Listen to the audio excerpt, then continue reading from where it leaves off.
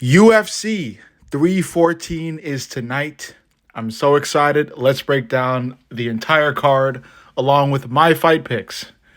First card up in the early prelims is Nora Cornell, Haley Cowan. Women's fight. I'm going to buy into the hype and I'll go with Nora Cornell to win that fight. Next up, Trishan Gore, Marco Tulio, classic grappler versus striker fight for me. Gore being the grappler, Tulio being the striker. In that sense, I'm going to go with the grappler. I think Gore just finds a way to bring Tulio to the ground, basically out grapple him. I don't know if I had a submission. Oh, yeah, I got a submission for Gore. So, yeah, give me Trishan Gore via third round submission. Next up, flyweight fight. I might fuck up some names. Sumu Dearji versus let me get the name. Mitch Raposo.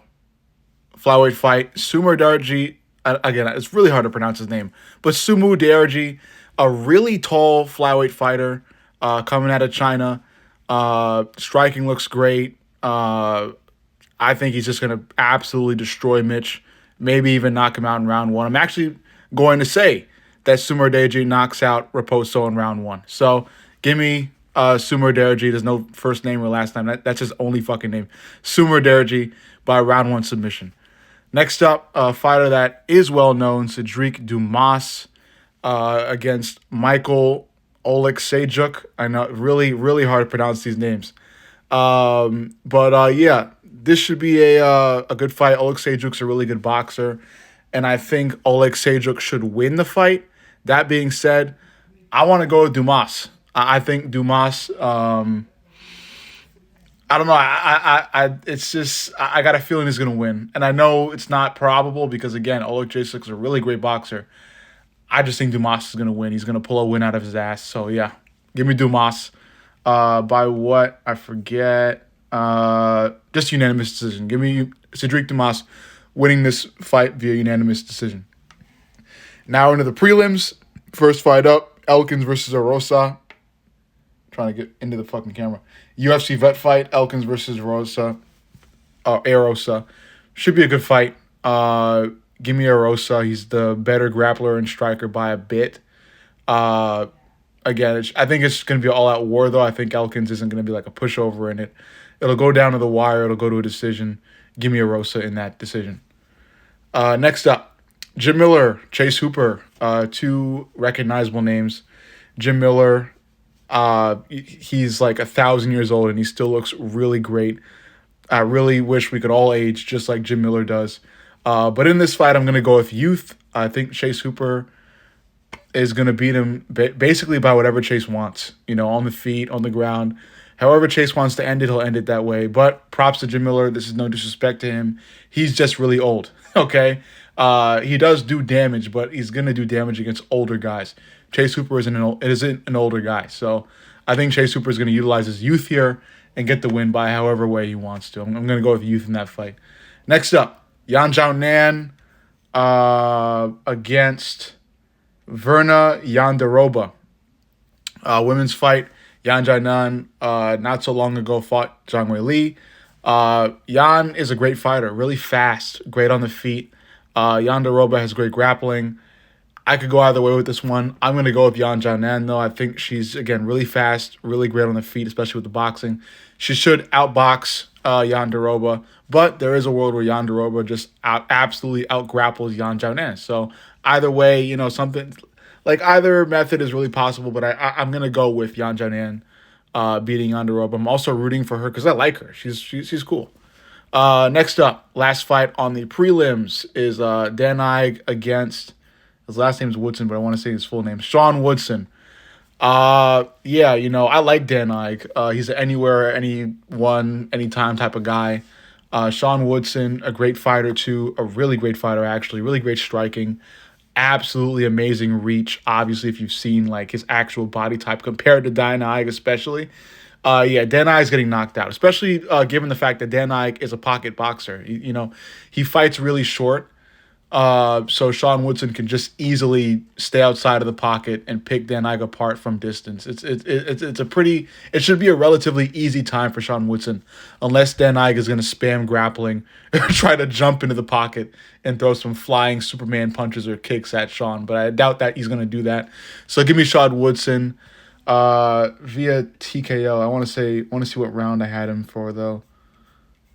Yeah, I don't think I chose a round yet. So give me Sean Woodson round 2. I'll give Dan Ige the respect of saying he survives round 1, but give me Sean Woodson via round 2 TKO. And now we're in the main event. Nikita Krylov, Dominic Reyes.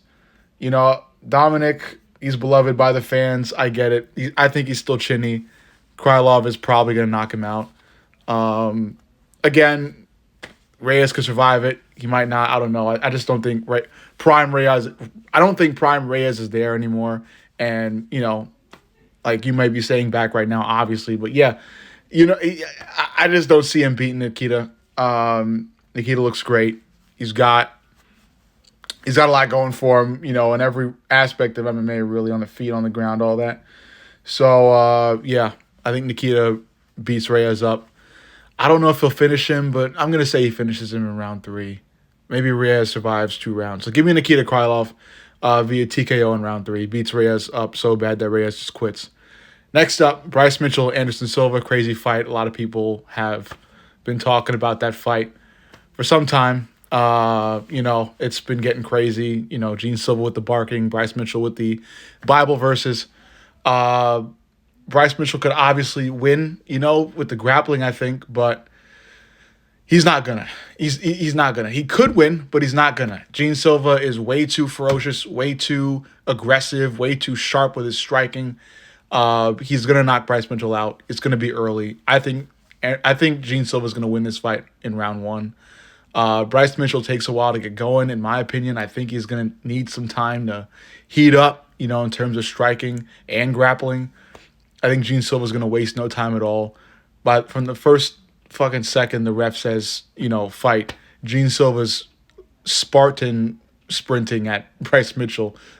He's going to just automatically just spam jump knees and spinning back kicks and lead elbows and shit like that. Crazy stuff that Gene Silva likes to throw. And he's so fast, too, with the striking. So, yeah, Gene Silva's going to clip Bryce Mitchell in round 1. It'll be painful to watch, especially for Bryce Mitchell fans.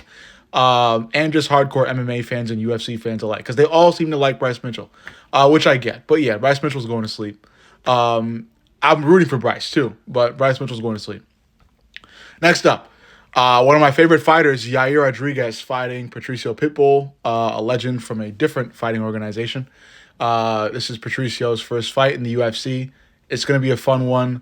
Give me my boy, though. Rodriguez is one of my top 3, top 4 fighters. Not like ever, but just my most beloved fighters. So yeah, I think Yair Rodriguez is going to find a way to knock Patricio out. And he's going to find ways to keep himself on the feet. I don't think Patricio is going to be able to take Yair down. Of course, he could, because again, Yair is not known to be a strong grappler.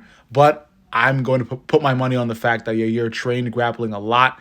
He's going to be better. He's going to come in better.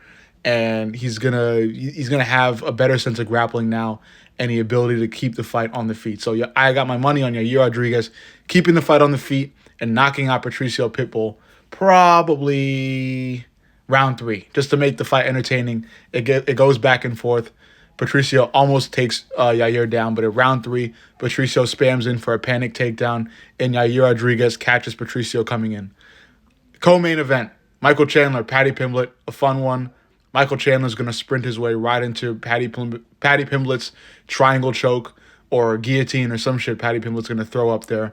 It's going to be a sharp submission. It chokes Michael Chandler out. Michael Chandler's going to sleep. We all know it. Michael Chandler, while he's fun and cool, he's a little bit dumb and he doesn't do the smartest things at times in the cage. He won't do a smart thing in the cage tonight.